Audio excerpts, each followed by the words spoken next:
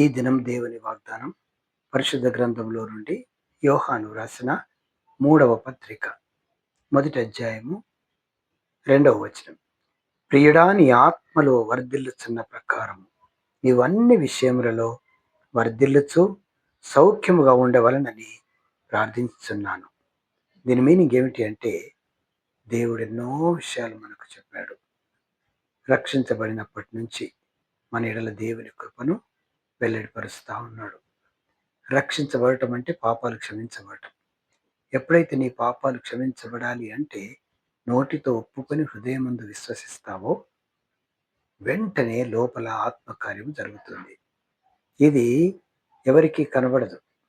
కేవలం ఎవరైతే రక్షణ పొందుకుంటారో వాళ్ళకు మాత్రమే తెలుస్తుంది పరిశుద్ధాత్మ దేవుడు మనలో ఆవరిస్తానని. ఇది విశ్వాసముతో పొందుకునేది, ఇది బయటకు కనబడేది కాదు.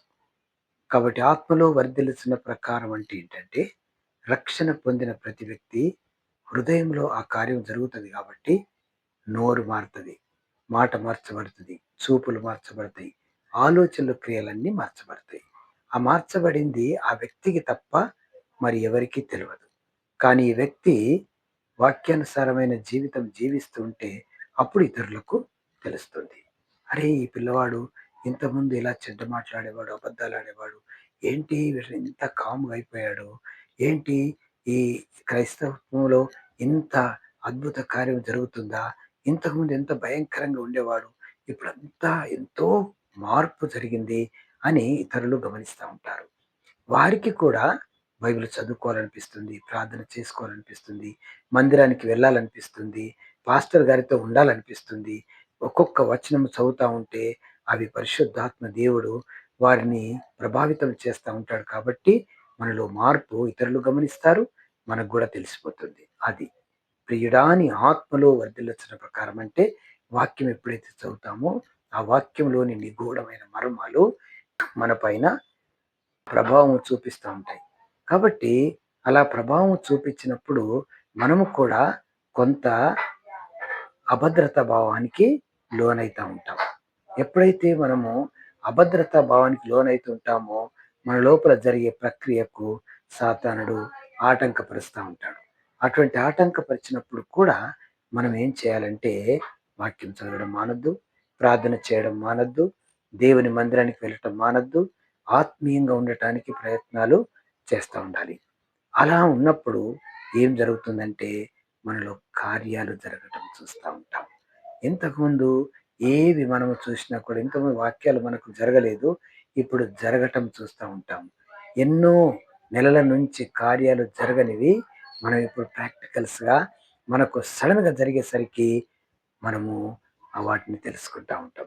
కాబట్టి వాక్యము, పాటలు, ప్రార్థన, స్తుతి, ఆరాధన, వాక్యంలో నిగూఢమైన మర్మాలు చదువుతూ ఉంటే పరిశుద్ధాత్మదేవుడు మనకు వాటిని సహాయం చేస్తుంటే అది ఆత్మలో వర్ధిల్లుచున్న ప్రకారం వాక్యానుసారమైన జీవితం.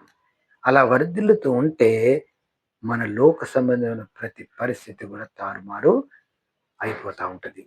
దాన్ని మనము వి విల్ నోటీస్డ్. కాబట్టి అప్పుడు ఇంకా ఆత్మలో ఇంకెక్కువగా ఉండాలనే తృష్ణ మనలో పెరిగి మనకు సహాయం దేవుడు పరిశుద్ధాత్మ దేవుడు చేస్తాడు. దేవుడి వాక్యం దీవించును గాక. చిన్న ప్రార్థన చేసుకుందాం. ప్రేమ నమ్మకమైన మా పరలోక పరిశుద్ధ దేవ, ప్రియుడా, నీ ఆత్మలో వర్ధిల్లుచున్న ప్రకారం అంటే అంతకుముందు ఎన్నో విషయాలలో మనకు తెలియనివి ఇప్పుడు ఆ వాక్యం మన లోపల ఉంటే మాట మార్చబడుతుంది, చూపులు మార్చబడతాయి, ఆలోచనలు క్రియలన్నీ మార్చబడతాయి. తల మొదలుకున్నది పాద వరకున్న ప్రతి అవయవంలో కల్లోలమైనటువంటి పరిస్థితి ఏర్పడుతుంది. మనకు సంతోషం వస్తుంది, ఆనందం వస్తుంది, దేవుని యొక్క సన్నిధిని అనుభవించేది వస్తుంది. ఇవన్నీ మనకున్నప్పుడు తప్పకుండా మనం ప్రభుని యొక్క మాటల్ని దాని ప్రకారంగా నడుచుకుంటాం. దేవుడి వాక్యం దీవించును గాక. ఆమేన్.